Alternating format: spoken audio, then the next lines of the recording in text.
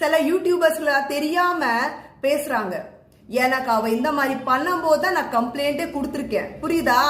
அங்க ரெஜிஸ்டர்ல பாருங்க, நான் கொடுத்தது. அவங்க எல்லாம் வந்திருக்காங்க, கார்த்தி திவ்யா வந்திருக்காங்க. புரியுதா?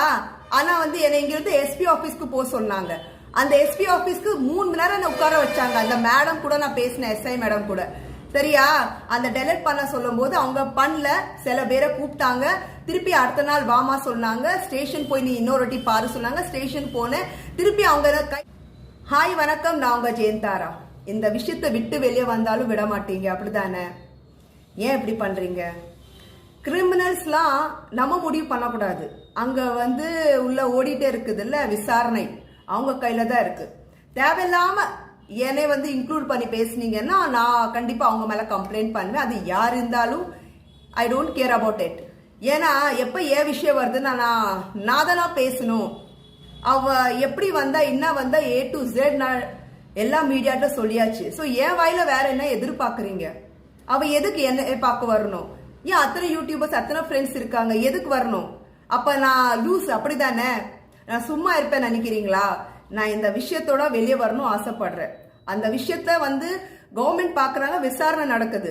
சில யூடியூபர்ஸ்ல தெரியாம பேசுறாங்க. எனக்கு அவ இந்த மாதிரி பண்ணும்போது தான் நான் கம்ப்ளைண்டே கொடுத்துருக்கேன். புரியுதா? ஹாய் வணக்கம், நான் உங்க ஜெயந்தாரா. இந்த விஷயத்தை விட்டு வெளியே வந்தாலும் விட மாட்டீங்க, அப்படிதானே? ஏன் இப்படி பண்றீங்க? கிரிமினல்ஸ்லாம் நம்ம முடிவு பண்ணக்கூடாது. அங்க உள்ள ஓடிட்டே இருக்குது இல்ல விசாரணை, அவங்க கையில தான் இருக்கு. தேவையில்லாம என்னை இன்க்ளூட் பண்ணி பேசுனீங்கன்னா நான் கண்டிப்பா அவங்க மேல கம்ப்ளைண்ட் பண்ணுவேன். அது யார் இருந்தாலும் I don't care about it. ஏன்னா எப்ப ஏன் விஷயம் வருதுன்னா நான் தான் பேசணும். அவ எப்படி வந்தா என்ன வந்தா A to Z எல்லா மீடியாட்ட சொல்லியாச்சு. ஸோ என் வாயில வேற என்ன எதிர்பார்க்குறீங்க? அவ எதுக்கு என்ன பார்க்க வரணும்? ஏன் அத்தனை யூடியூபர்ஸ் அத்தனை ஃப்ரெண்ட்ஸ் இருக்காங்க, எதுக்கு வரணும்? அப்ப நான் லூஸ் அப்படிதானே? நான் சும்மா இருப்பேன் நினைக்கிறீங்களா? நான் இந்த விஷயத்தோட வெளியே வரணும் ஆசைப்படுறேன். அந்த விஷயத்த கவர்மெண்ட் பாக்குறாங்க, விசாரணை நடக்குது.